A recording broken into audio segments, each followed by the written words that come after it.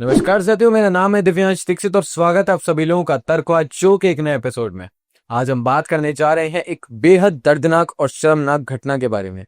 जयपुर के सवाई मानसिंह हॉस्पिटल में आईसीयू आग की ट्रेजेडी के बारे में।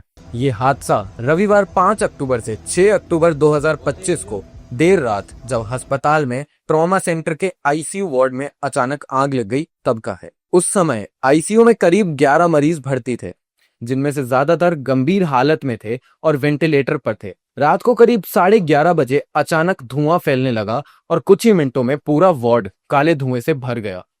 मरीज खुद हिल नहीं सकते थे और जो नर्स वो स्टाफ वहां मौजूद थे वो घबराहट के मारे बाहर भाग निकले। आग लगने की खबर फैलते ही पूरे हॉस्पिटल में अफरा तफरी मच गई। मौके पर पहुंचे परिजन और अन्य लोग दरवाजे तोड़कर मरीजों को बाहर निकालने लगे, लेकिन तब तक बहुत देर हो चुकी थी। इस हादसे में कम से कम 6 लोगों की मौत हो गई है और 5 अन्य गंभीर रूप से झुलस रहे हैं, जिनका इलाज अभी तक जारी है।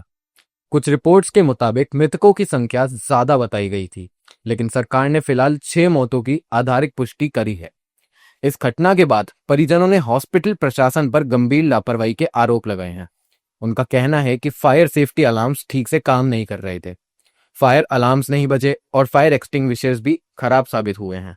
प्रशासन ने प्रिलिमिनरी इन्वेस्टिगेशन में कहा है कि आग शॉर्ट सर्किट की वजह से लगी है, लेकिन असली कारणों की जांच के लिए सरकार ने एक हाई लेवल इंक्वायरी कमेटी गठित कर दी है। ये कमेटी पूरे मामले की जांच करेगी, बिजली की वायरिंग से लेकर फायर सेफ्टी मशीनरीज और स्टाफ की जिम्मेदारी तक। मुख्यमंत्री ने इस घटना पर गहरा शोक जताते हुए मृतकों के परिवारों के लिए मुआवजे की घोषणा की है और कहा है कि जांच पूरी तरह से ट्रांसपेरेंट होगी। उन्होंने सभी सरकारी हॉस्पिटल्स में फायर सेफ्टी ऑडिट जरूरी करने का आदेश दिया है। घटना के अगले ही दिन सोमवार को एसएमएस हॉस्पिटल के बाहर भारी भीड़ जमा हो गई। परिजनों ने प्रशासन के खिलाफ नारेबाजी की और जस्टिस फॉर पेशेंट्स की मांग की। उनका कहना था कि यह सिर्फ एक हादसा नहीं बल्कि सिस्टम फेलियर है। सोशल मीडिया पर भी लोगों ने गुस्सा जाहिर किया है और सवाल उठाए हैं कि राजस्थान के सबसे बड़े अस्पताल में अगर ऐसी स्थिति है तो छोटे शहरों के अस्पतालों में क्या हाल होता होगा। यह हादसा देश भर के लिए वेकअप कॉल बन गया है। इससे पहले देश भर के कई शहरों में इस तरह के आईसीयू फायर्स हो चुके हैं।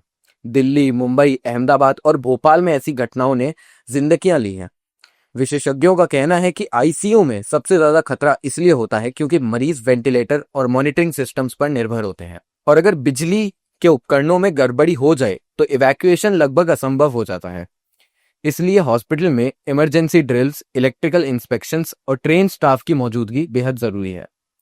एसएमएस हॉस्पिटल की इस ट्रेजेडी में सिर्फ 6 लोगों की मौत नहीं हुई है, बल्कि ये हमारे हेल्थ सिस्टम की असलियत दिखाता है।